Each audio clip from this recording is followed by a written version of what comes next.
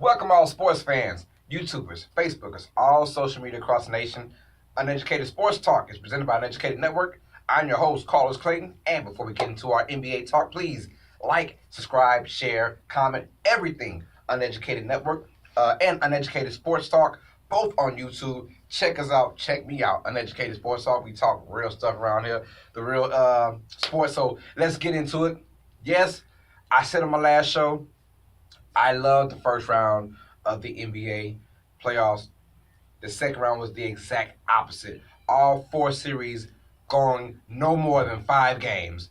And this has been very, in my turn, pathetic, to be honest. You want buzz and you want energy going into a conference finals. We got none of that at all. We know who our conference final match is going to be. You have the Cleveland Cavaliers, the number 4 seed, at the number 2 seed Boston Celtics, and then you have the number one Houston Rockets going against the number 2 Golden State Warriors in the Western Conference Finals. So look, matches will be very interesting.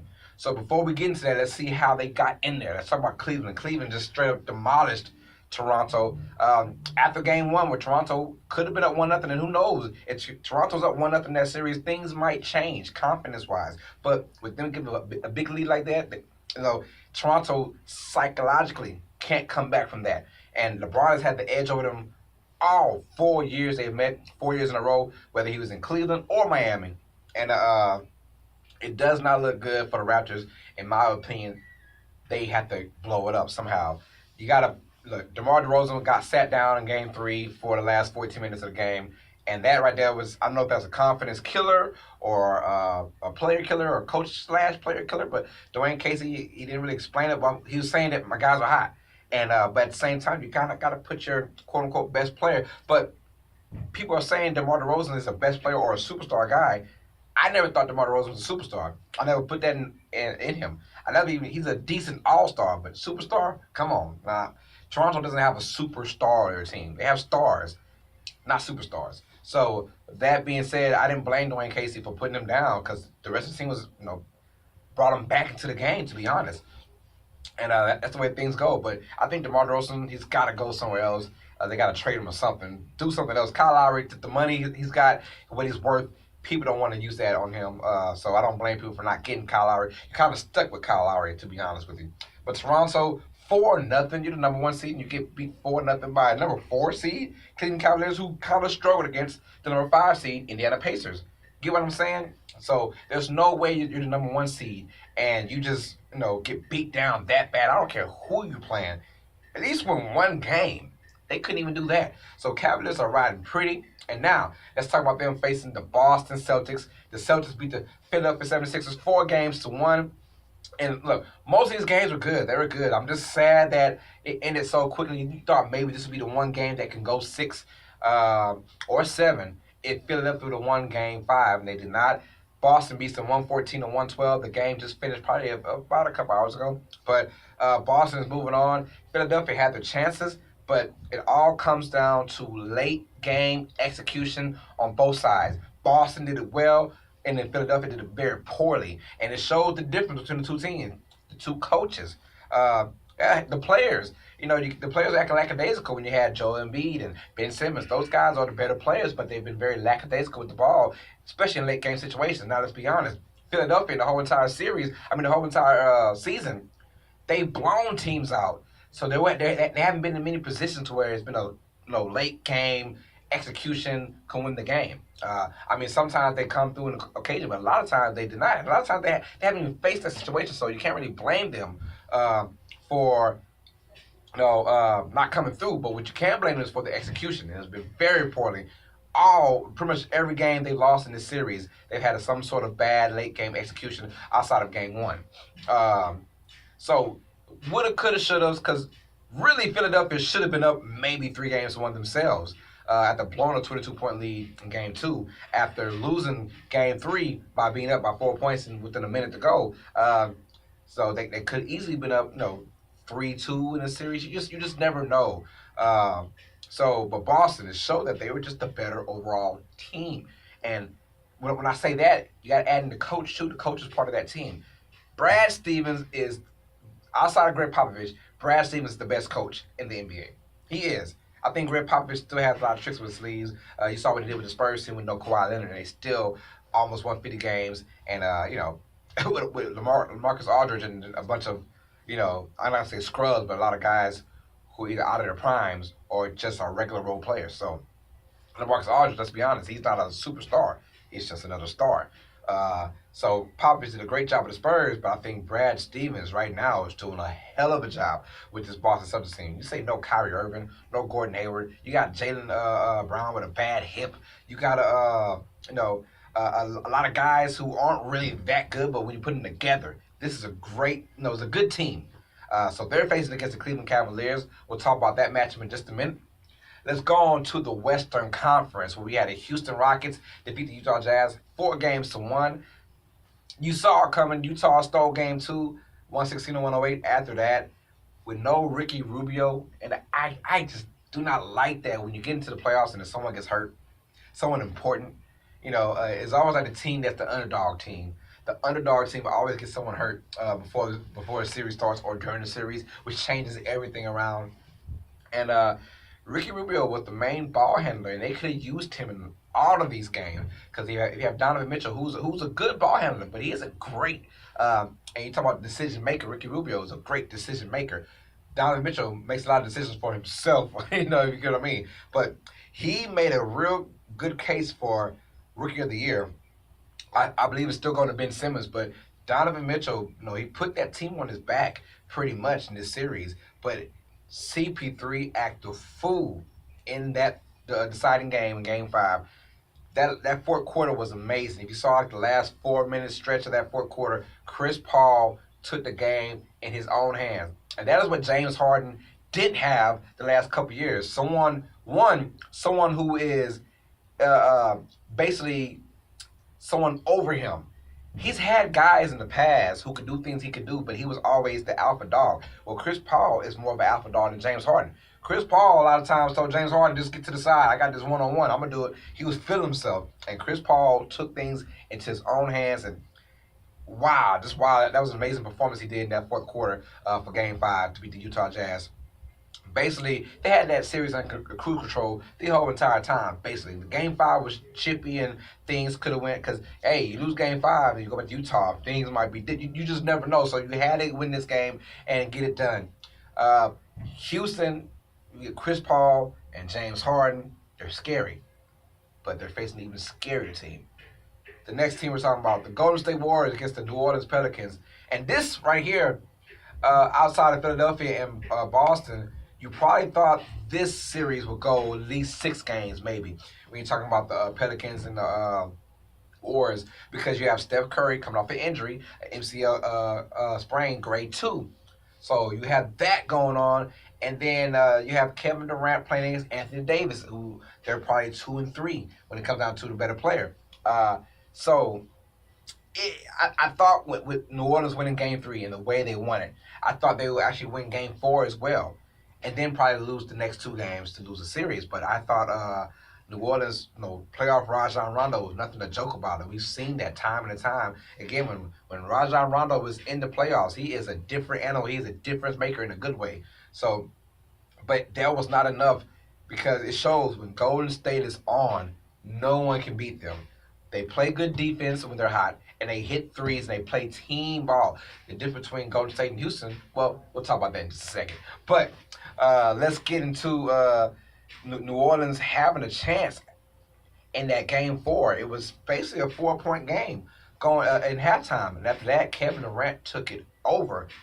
Then you saw in Game 5, when they are hot and they're playing team ball, the top 4 guys, Steph Curry, Kevin Durant, Klay Thompson, and Draymond Green, all of them in Game 5 had an exceptional game. And when that's happening, with those all 4 guys on the road, no one can beat this team. No one. So, you have your conference matchups, Cleveland and Boston. Let's talk about the East at first. This is going to be a better match than what you think, than what I think, to be honest. This team is well coached.